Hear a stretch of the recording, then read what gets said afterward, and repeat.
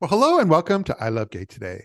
And today is Valentine's Day. And very appropriately, we are here with Brandan Rader from Denver. How are you, Brandon? I'm doing very well. Thank you for having me. I love it. As I think the tagline that says it all is from your website, helping people find love through psychology. But you do some amazing work, and it's very unique as well. But yeah, tell us a little bit about that. Yeah, so I originally started my profession working as a psychological researcher. So my background's in behavioral health psychology, and I did that for many years full time, and I still do it part time, and it still plays an integral role in my company and how I help people find love. Yeah. But throughout that process, I investigated first date to divorce date so that I could better understand one, how do people connect? How do they attract the type of person that they're looking for? How do they build happy, healthy, long-term relationships? And then going to the divorce end, I wanted to better understand what leads to relationship dissolution. So I worked as a mediator for a couples counseling practice for many years, helping couples in the process of dissolving their relationship or on the verge of. And during that process, I was also doing research and collecting data to identify some of the common causes for relationship dissolution. And I broke it down into 4 C's. That is compatibility, chemistry, catharsis, and communication. And so after creating these categories for these common causes for relationship dissolution, I thought to myself, like, well, geez, what if I could take an upstream approach through matchmaking and dating coaching to help people find a suitable match, someone who has all 4 C's to prevent them from ever needing to get to this stage of relationship dissolution. So that inspired me to then expand it into the dating industry, Yeah. where I then mentored with Patti Stanger from the Millionaire Matchmaker.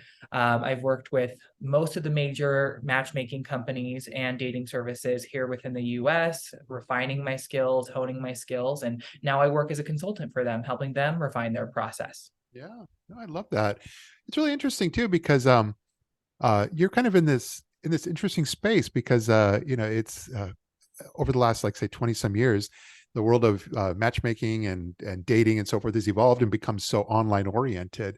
And the apps, especially, and I'll point out, you work with LGBT community and also just with anybody looking for love. So I point that out because in the gay male world, whether it's one extreme with Grinder, but there's all these other things, whether it's Match.com, Tinder, and then also like eHarmony, where they try to do things to really try to go a little extra to connect people and be able to find a good match. But you found a really good space in between there. But it seems like you understand all those the technological side as well.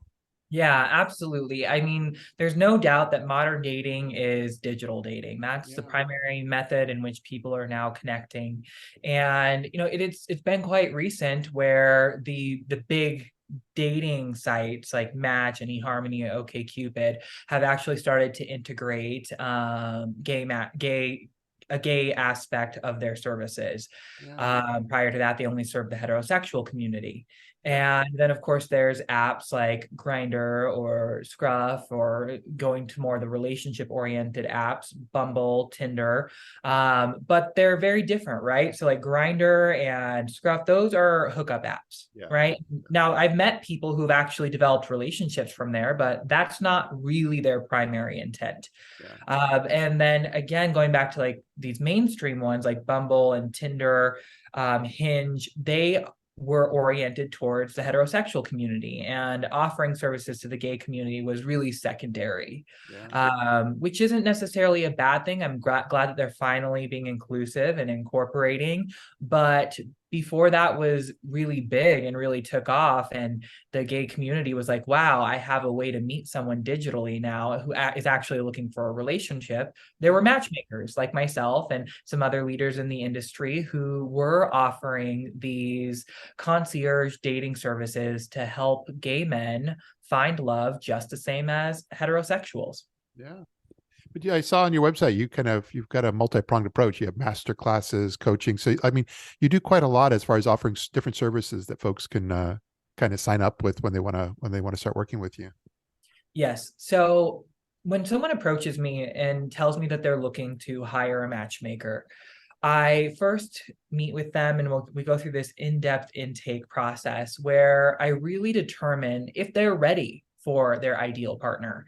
What the last question that I ask every single person that I interview is, if I introduced you to your ideal partner today, how might you unintentionally derail the relationship development? Yeah. And the reason why I want to know that is, one, are they self-aware? We all have flaws, and only way you can prevent those from screwing things up is to be aware of them and then work on them. But then also, if someone hasn't worked on it, even if they are aware of it or whether they're not aware of it, but they haven't actually worked on it yet, I then want to direct them to either one-on-one coaching or master classes to help prime them to meet their ideal partner. Because the last thing I want to do is introduce them to their ideal partner and then it not work out. That's a waste of their time, energy, and resources. Yeah. But you have when I Google you, it's very interesting. Your partner's Instagram pops up even before yours, at least for me. And but I was going to say that's really good because it really kind of shows that in some ways it's a great reflection that you're very strong on Instagram, you're very visible with your partner, and I think people will look to that as an inspiration as well. Yes, yeah, we've been together 12 years.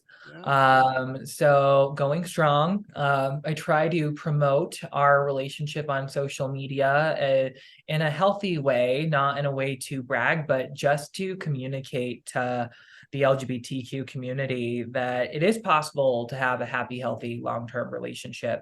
Yeah. I think that, this is something that is very new to us in the grand scheme of things, that we can have love, that we do deserve love.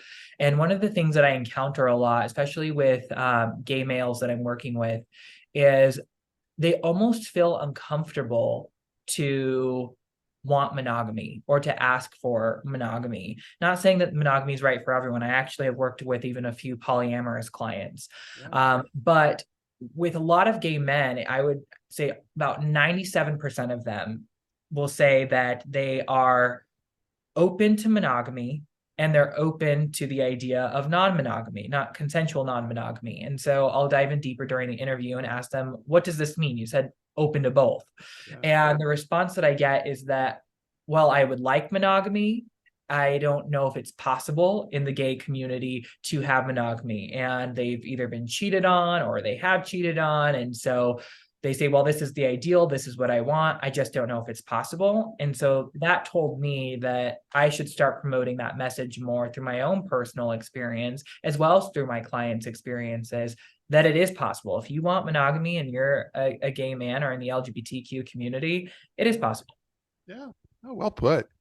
Well, I love everything you're doing and what you represent out there. And I'm going to make sure also that when we post this on YouTube specifically, that we're going to have all the links to all your website, your social media, and so forth, and so folks can kind of learn more themselves and discover what you're up to. And but mostly, I'm just really glad you were able to take a few moments of your time and share a bit of your story with our audience here. Yes, I thank you for having me. One of the things I'm going to share with you and with your audience is, typically when people apply to be a candidate, so candidates are the people that we introduce to our matchmaking clients. Yeah. We have a database. Now, typically there is a fee to be considered a candidate and join our database. It's a very small fee, but for the month of February, we are opening up that database for free. So people can use this link to go join our database to be considered as a candidate for one of our clients, or multiple clients if we have multiple matches in mind. So it's just a free way to create more opportunities to find your ideal match. Yeah. Fantastic. It's perfect for Valentine's Day month. Yes, exactly. Yeah. So for all those people looking for love, we work with a lot of amazing clients. I always tell people we work with high caliber clients, and high caliber, I mean people who have primed themselves physically, professionally, emotionally, and mentally for their ideal partner. Those are all the things that I look for in my clients and all the things that I look for in my candidates, so that we can make quality matches. Yeah. Fantastic. Again, thanks so much for being here with us, and look forward to perhaps someday connecting in the real world soon. Yes, thank you very much. Looking All forward right. to it. Take care now. Bye.